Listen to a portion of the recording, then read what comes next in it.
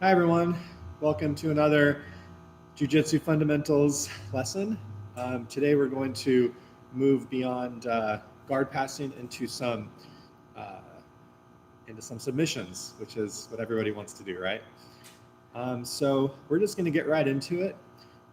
Marianne, why don't you go ahead and lay on your back here in front of me with your feet facing this way.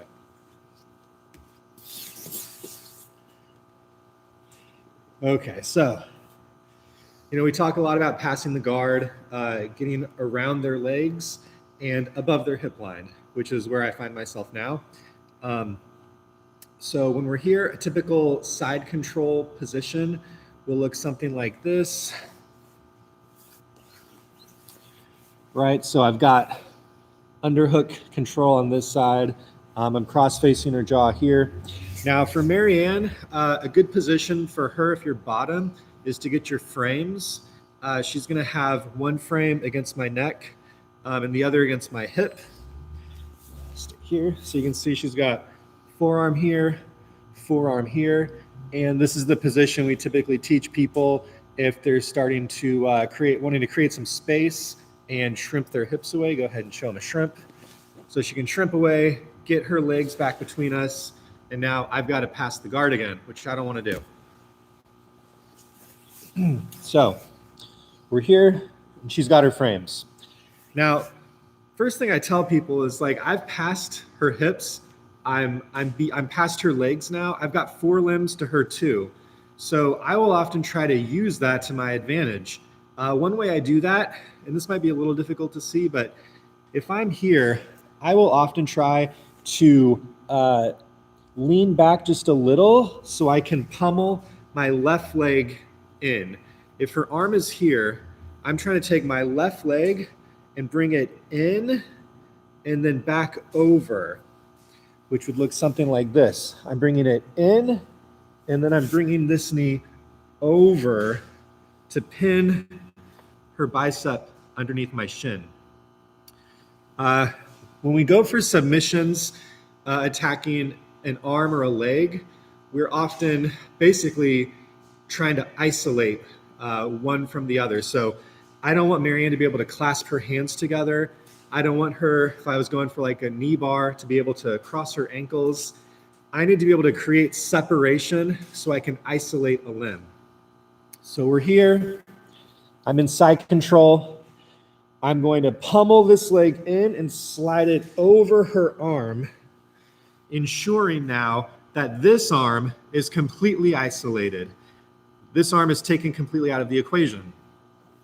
That's step one of what I like to do here. Go ahead and get your frame. So now we're here with one of her arms isolated. I'm going to take the arm that is cross-facing her and bring it to the other side of her head here.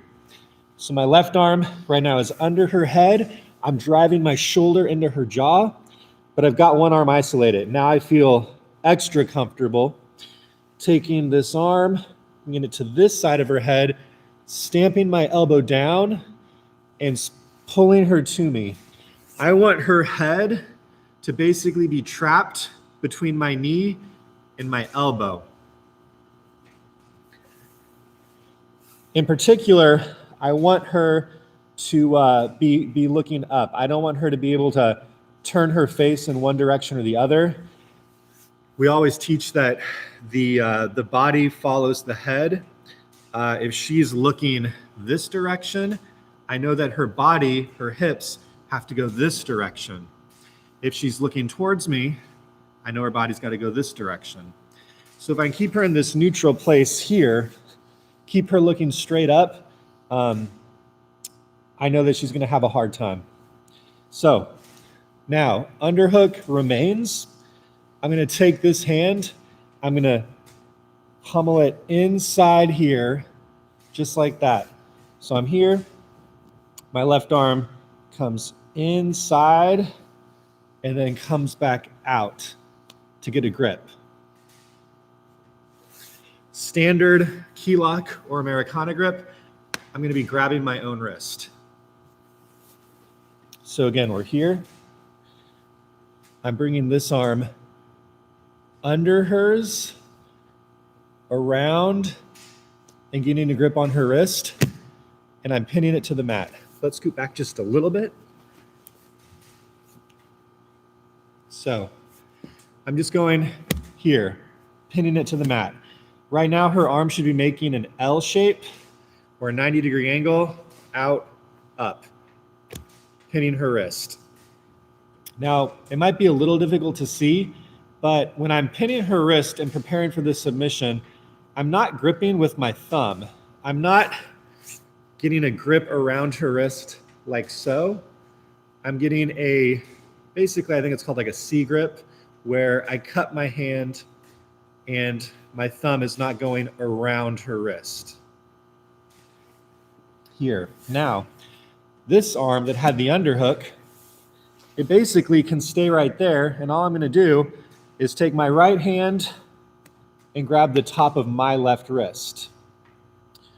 Okay, now we are set up for our key lock or Americana submission. I've got both of her arms isolated.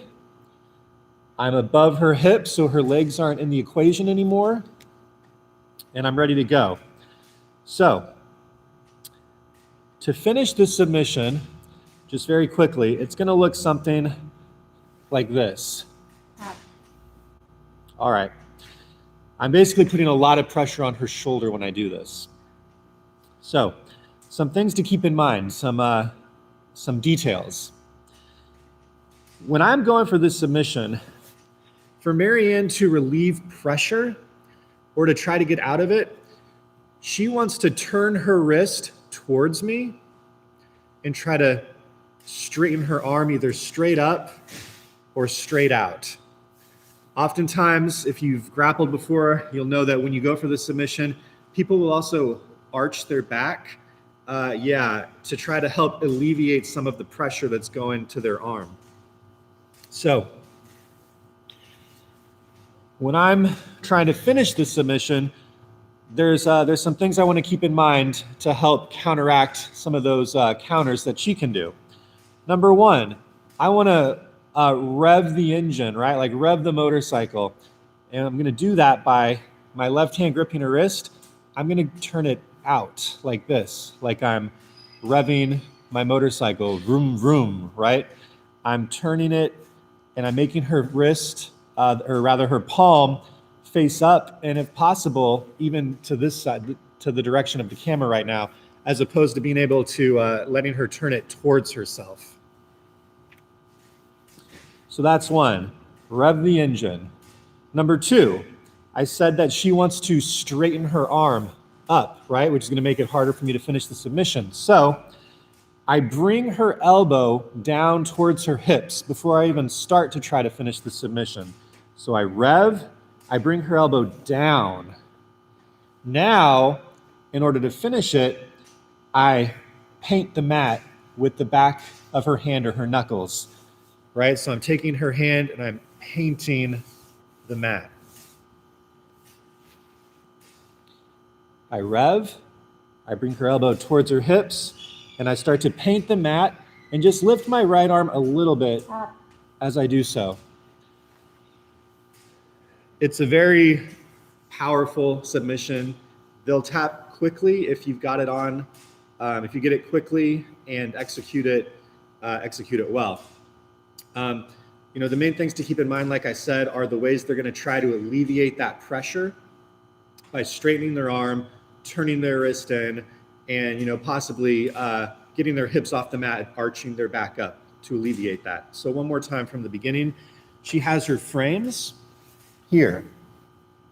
I'm going to pummel my left leg in and then bring my knee over her bicep to pin it.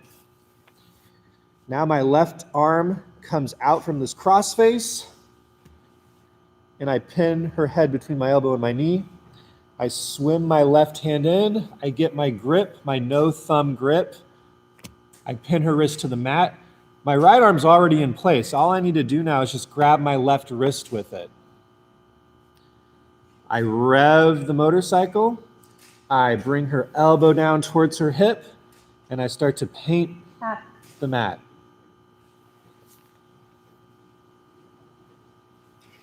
Marian, you want to get one in? Sure. Okay. It's no fair if I get to tap her, but she doesn't get to tap me.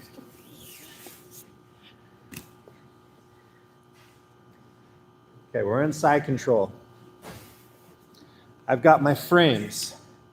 So she's gonna swim that leg in, over my bicep, takes out my right arm. Now she's gonna bring her left arm over, pin my head between her elbow and her knee. Now she's gonna swim her left arm to get that grip on my wrist and bring it down to the mat. She gets her key lock grip by her right hand grabbing her left wrist. Now she's gonna rev the motorcycle engine, bring my elbow down to my hip, and start to paint the mat. Tap. Good. Very simple submission in a lot of ways, but very effective, and one that you should constantly be threatening from that top side control position. We're gonna do one more that goes really well with this. If you can lay back down, Marianne. I actually teach what's called the mousetrap sequence, but I don't think we're gonna get to the entire thing right now. So we're just gonna do the next one in the chain. So I'm here, I'm going for my key lock. But let's say that for whatever reason, I can't finish it. Marianne's doing a really good job of trying to straighten her arm, especially like out to the side, like this, right? Let's go back just a little bit so we're in camera here. Okay. So I lose the L shape to her arm and she straightens it. My key lock's gone, but I'm not gonna give up my grip. All I'm gonna do is modify it to a straight arm lock. So I'm here, so let's go back for a second. So here's my initial grip, right? Nothing's really gonna change. She's gonna straighten her arm. I'm just gonna stretch my body out and follow her a little bit. To finish the arm lock, it's a lot like an arm bar. We want the thumb to be pointing up. Keep pointing your thumb up, Marianne, up to the ceiling to finish this. So I'm gonna keep my same grip, although my right hand might be gripping a little lower on my left arm at this point, as opposed to up at the wrist. I might be grabbing the forearm a bit more. I want the forearm of my right arm to be just about at her elbow, maybe slightly above for this straight arm lock, here. And I'm just gonna basically apply downward pressure with my left arm, while a little bit of upward pressure with my right arm, like so. This grip is gonna look like this. Now, if my right arm stays flat, it might be a little harder to finish it. What I like to do as I push down and try to hyperextend her elbow is I'll turn my right forearm up a little bit so that her elbow is resting on the blade of my right wrist. So it's not just the flat of my wrist, it starts to become the blade of it. One more time. I'm at my key lock position. I'm trying, we're fighting. She straightens her arm. That's okay. All I'm gonna do is keep that same grip, maybe slide up a little to follow her. And then I'm just gonna push down with my left arm while pressing up a little with my right and turning the blade of my right wrist up. Tap. That's it. So in sequence now, I'm looking for my key lock, I rev the engine, I bring the elbow down to the hip, I paint the mat. Tap. Now I don't get it, she straightens her arm, that's okay. I follow her, I keep the same grip, turn my right hand or my right wrist blade up as I push down. Tap. And I get my submission there. The idea behind it is that even though we're losing one submission, we're not giving up on the position. We're staying with it and we're just, we're going with the flow of it. So we're taking what she gives us. A lot of times you'll get to that position for the straight arm lock and now they don't like this pressure either. So the rest of the mousetrap sequence is if she turns her arm down, now I'll be looking for a Kimura, which we're not going over today. But if we're here and she turns her arm back up, Well, now I'm sticking with it, and I'm back right here for my key lock. So I'm not giving up on the position. We're going with it. One time for Marianne to get a rep in.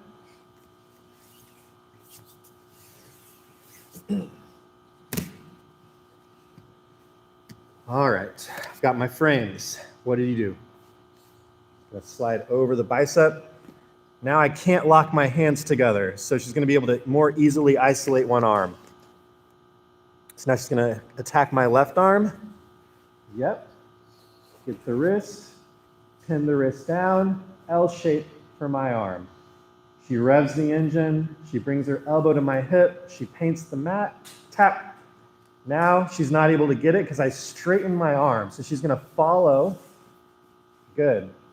Now she's gonna put downward pressure with her left arm and upward pressure with her right while turning the blade of her right wrist up, down, tap. Good. All right.